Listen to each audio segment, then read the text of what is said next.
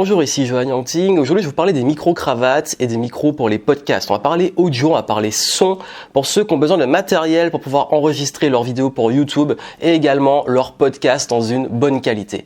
Je vais vous parler de différentes alternatives et idées pour que votre son soit bon. Faut savoir une chose, c'est que si vous faites du contenu, vous faites de la vidéo et notamment même vous cherchez à avoir du matériel pour la vidéo, avoir une image correcte, etc. Le plus important, c'est le son. Pourquoi ? Parce que on peut pardonner une image qui soit pourrie, mais si votre son est pourri, on n'entendra pas ce que vous avez à dire. Et dans le domaine où vous avez des connaissances, des informations, des choses à partager et à dire, on doit vous écouter. Si le son n'est pas bon, c'est extrêmement dommage. Il n'y a rien de pire que d'avoir un son qui résonne ou un son éloigné par rapport à votre caméra. Si vous voulez avoir un bon son, voici mes conseils. Le premier, c'est bien entendu d'avoir un micro-cravate, donc le plus près possible de votre gorge, de votre bouche. Comme là, j'ai ici, je vais vous parler de ce micro-cravate qui pour moi est le meilleur pour YouTube, dont beaucoup d'autres parlent également. Je vais vous parler également de podcast, pour ceux qui font du podcast, qui font aussi des lives, de la visioconférence, pour que vous ayez avec tout ça, tout le matériel qu'il vous faut, sachant que je suis très minimaliste et que le but n'est pas de vous faire acheter 10 000 matos. Franchement, avec 2 micros, vous aurez largement ce qu'il faut. Et je vais même donner une astuce pour ceux qui ont juste leur téléphone et qui veulent aussi avoir une alternative pour avoir un son qui soit correct. C'est bon, c'est parti, on y va. Bienvenue sur la chaîne Game Entrepreneur par Johan Yangting. Je vous aide justement à développer votre business via le marketing, notamment le marketing internet. Et aujourd'hui, j'ai envie d'aider beaucoup de ceux qui m'ont demandé des conseils au niveau technique et matériel. Étant un gros geek, ça fait des années que je fais de la vidéo et du podcast et que j'ai testé énormément de matériel. J'ai investi non-stop avec beaucoup de déceptions. Et aujourd'hui, je vais vous dire vraiment tous les tests que j'ai fait, ce qui me semble le meilleur, et surtout parce que c'est un matériel que j'utilise depuis plusieurs années et qui est encore aujourd'hui toujours viable. C'est quoi ? Le premier, le micro-cravate, c'est celui-ci. C'est le Sony ICD avec des chiffres. La référence sera en descriptif. C'est celui-ci. Attention les oreilles parce que quand je vais le prendre, hop, c'est le son que vous entendez en ce moment. C'est celui-ci, ce Sony-là. Il est exceptionnel. Vraiment, pour moi, c'est le meilleur micro-cravate parce qu'il fait plusieurs choses. Vous pouvez l'utiliser comme micro en interview. Je l'ai déjà fait. Vous pouvez l'utiliser comme micro-cravate comme je le fais en le clipsant ici. Vous pouvez l'utiliser également pour enregistrer comme un dictaphone, des discussions, des réunions, etc. Pour moi, c'est clairement le meilleur dictaphone micro-cravate sur le marché à ce jour. Beaucoup sont mis à l'utiliser parce qu'il est tellement pratique. En fait, vous avez juste ça. Besoin de rien d'autre. La plupart des micro-cravates, vous devez avoir un enregistreur, donc un dictaphone sur lequel vous allez brancher un micro et que vous allez faire passer sous votre t-shirt. Moi, j'ai des matériels comme ça aussi. Mais là, en fait, vous avez vu, c'est juste ça. Et hop, on le prend, on le clipse à l'intérieur et c'est là. Et c'est pas le plus discret des micros, mais il reste quand même très discret, sachant qu'on peut le mettre dans des chemises, dans une poche de chemise, qu'on peut le mettre vraiment. J'ai jamais eu de problème pour le mettre. Le pire que j'ai fait, c'est de faire ça. Parfois, je l'ai même accroché là à ma casquette. J'ai l'air con, mais ça fait le travail. J'avais fait ça une fois sur une plage. Je sais même plus si la vidéo est encore en ligne. Bref, en fait, vous avez vu, c'est ok. En fait, ça fait le travail. Le son, vous l'entendez, est pas trop mauvais. On peut le travailler derrière. Il y a différents modes. Mais pour moi, c'est le meilleur micro-cravate. Il coûte une centaine. En fait, le prix varie tellement entre 100 et 150 €. Mais je l'utilise depuis maintenant pas mal d'années. Et j'ai testé plein d'autres matériels que je vais vous montrer et celui-ci, c'est celui que j'utilise le plus souvent. Parce qu'en fait, une fois que je l'ai pris, tac, je mets. Et comment ça marche ? Parce que là, vous avez vu que j'enregistre le son séparé avec la vidéo. Ma caméra, elle tourne, je lance la caméra, je clipse, je lance le dictaphone et à la fin, vous avez un fichier audio qui est là et vous avez votre fichier vidéo qui est là. Et beaucoup se disent, mais comment, Johan, je synchronise les deux ? Deux opportunités, deux façons de le faire. La première, sur votre logiciel, quel qu'il soit, quand vous commencez votre vidéo, vous faites un truc très simple qui est un clap. Vous faites, ou alors, moi, je sais pas pourquoi, beaucoup font juste un clap. Vous avez vu dans le cinéma quand on fait les claps comme ça? Moi, qu'est-ce que je fais? Je fais 3 claps. Je fais. Pourquoi? Parce que je me suis rendu compte que sur un clap, parfois je décalais un peu, mais sur 3, j'avais une chance au moins qu'un soit bon et j'ai calé les 3 en même temps. Bref, c'est un détail, mais juste vous avez un clap. Et qu'est-ce qui se passe? Quand vous montez sur votre logiciel, vous allez voir le gros clap sur les lignes audio. Et ce clap, vous allez aligner l'audio sur la vidéo, sur l'audio de la vidéo, et vous allez supprimer l'audio de la vidéo et garder l'audio de votre dictaphone.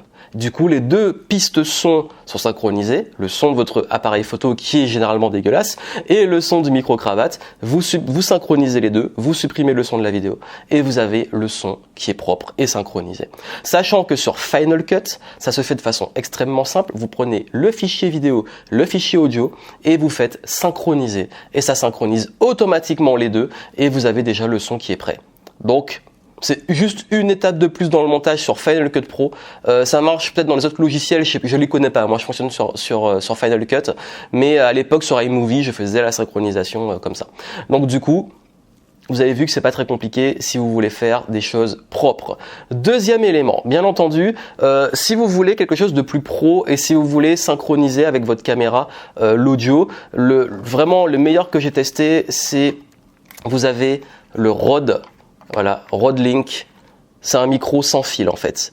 Là, vous avez l'émetteur qui se branche sur le micro de votre caméra, donc il faut que votre caméra ait un micro. Et vous avez le récepteur qui se branche sur vous. Vous le mettez et vous faites passer le fil, comme je l'ai dit, et vous avez votre micro-cravate qui est accroché. Donc j'utilise ça surtout pour les gros tournages ou pour les événements. Quand je fais une conférence ou autre, j'ai toujours ça sur moi. Sachant aussi que parfois, j'ai fait des conférences avec ça parce que il suffit que le truc soit mal branché ou qu'il y a un problème technique. Si c'est par moi-même que je fais un petit événement où j'ai pas quelqu'un qui filme, personne n'est là pour vérifier. Et du coup, jamais eu de problème avec ça. Là où avec celui-là, j'ai déjà enregistré des vidéos pour voir que finalement le son n'a pas été pris. Mais ça reste quand même du matériel assez, c'est pas du pro, hein, c'est du amateur semi-pro, vraiment grand max, mais ça reste quand même amateur, mais ça fait le travail aussi, et c'est une bonne alternative. Pour ceux qui filment avec leur téléphone, je l'ai pas sous la main, mais vous avez le Rode Smart Lav qui a un micro-cravate aussi. Si vous n'êtes pas trop loin, vous pouvez mettre votre téléphone sur un trépied. Si vous êtes à 50 cm, vous le branchez dessus et vous mettez le micro-cravate sur vous avec le petit fil qui pend, mais on le verra pas s'il est un petit peu en bas. C'est juste une question de distance, mais ça fait aussi très bien le travail. J'ai aussi une astuce que j'utilise parfois. Je vous la donne pour ceux qui ont des écouteurs Bluetooth. En fait, cette astuce, c'est tout con. C'est un truc que je me suis dit, mais ouais, en fait, j'ai donné cette astuce à un ami qui est coach sportif et il me disait, j'enregistre avec mon téléphone, mais j'ai besoin qu'on entende ce que je dise. Je lui ai dit, mets tes AirPods. Oui, en fait, c'est quoi l'astuce? C'est que vous avez votre téléphone et ce qui se passe, c'est que quand vous filmez avec l'iPhone et que vous avez des AirPods, ça enregistre le son des AirPods. Donc moi, qu'est-ce que je fais? Même si je suis un petit peu à distance, je mets mes écouteurs, hop, et je lance ma caméra. Je me filme, ou je pose la caméra sur un trépied, je me filme, mais en fait, j'ai un micro Bluetooth qui sont mes AirPods. Vous avez vu, cette astuce, elle est bien. Le seul petit truc, c'est que ça peut arriver que le son soit un petit peu décalé, mais franchement, sur des vidéos cool ou amateurs, c'est pas un énorme problème. Généralement, ça fait largement le travail, c'est plutôt bien synchronisé. Mais c'est une astuce toute bête, en fait. Et ça marche aussi si vous avez d'autres systèmes d'écouteurs micro Bluetooth. Après, le son n'est vraiment pas ouf, mais c'est toujours un meilleur son si vous êtes à distance parce que le téléphone, juste filmé à distance, parfois le son, l'audio est pas très bon. Sachant quand même que si vous êtes dans une pièce où il n'y a pas trop d'écho, ça ira. Mais en extérieur, on peut vite avoir du bruit, du vent et les choses comme ça. D'ailleurs, en parlant de vent, pensez toujours à vous mettre dos au vent quand vous tournez à l'extérieur pour éviter que le vent rentre dans votre micro, ou à mettre ce qu'on appelle des dead cats. C'est les petites touffes ou les petites moumoutes là qu'on met sur le micro pour couper le vent. Mais généralement, tournage avec du vent, c'est un petit peu compliqué.